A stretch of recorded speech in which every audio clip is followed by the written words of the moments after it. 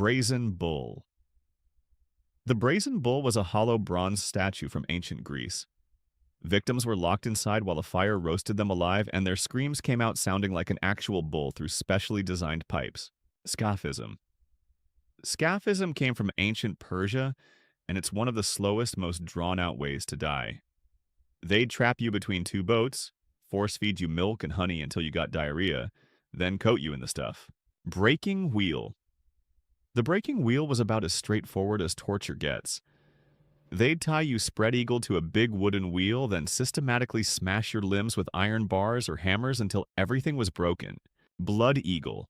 The Blood Eagle was a Viking execution where they'd cut along your spine, break your ribs outward like wings, and pull your lungs through the opening so they'd inflate and deflate outside your body until you died. Lingqi. Lingqi, used in China until 1905, meant slicing flesh from a living person in stages.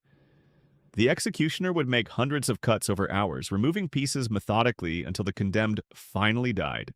Judas Cradle. The Judas Cradle was a pyramid-shaped wooden or metal point mounted on a stand. The victim was suspended above it by ropes, then slowly lowered so the point pressed into their groin or anus, with their body weight doing the rest. Iron Maiden. The Iron Maiden was a human-shaped cabinet lined with spikes on the inside that would pierce you when the doors shut. Though historians now think most examples were actually fakes created centuries later for tourism. Hanged, drawn, quartered. Reserved for high treason in England, this punishment dragged you to the gallows behind a horse, hanged you until nearly dead, then cut you open and removed your organs while you were still alive. Rat torture. Rats were trapped in a container pressed against the victim's stomach, then heated from outside. As the metal got hotter, the panicked animals would dig and chew through the person's flesh trying to escape. Bamboo torture. Bamboo torture supposedly involved tying someone over young bamboo shoots, which can grow incredibly fast, up to a few feet per day in some species. The shoots would gradually pierce through the victim's body over several days. Crucifixion. Crucifixion was Rome's favorite execution method for criminals and rebels. Victims were nailed or tied to a wooden cross and left to die slowly over days from exhaustion, suffocation, and shock. The rack. The rack stretched victims by anchoring their wrists and ankles to opposite ends of a wooden frame, then slowly cranking the rollers apart. Joints dislocated first, then muscles and ligaments tore as the body was pulled longer than it could naturally go. Boiling alive. Boiling alive means exactly what it sounds like. Lowering someone into a cauldron of boiling liquid, usually water or oil. England made this legal specifically for poisoners in the 1530s under Henry VIII. Sawing. The victim was suspended upside down and sawed vertically starting at the groin. Hanging inverted kept blood flowing to the brain, which meant they stayed conscious through most of the process before finally dying. Flaying. Flaying meant peeling someone's skin off while they were alive. The Assyrians, Aztecs, and medieval Europeans all used this one, and in some cases the victim stayed conscious through the whole thing. Impalement. Impalement meant driving a long wooden stake through someone's body, usually entering from below and exiting near the shoulder.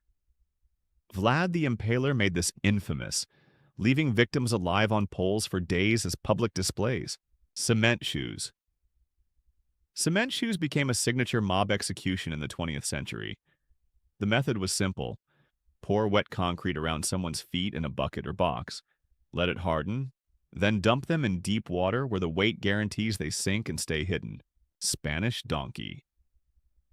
The Spanish donkey was a sharp wooden wedge that victims had to straddle like riding a horse. Weights got tied to their ankles to force their body down harder onto the edge, which could split them open over hours. Burned at stake. Burned at the stake was pretty straightforward. You got tied to a wooden post and a fire was lit underneath you. If you were lucky, they'd strangle you first so you didn't have to feel the flames.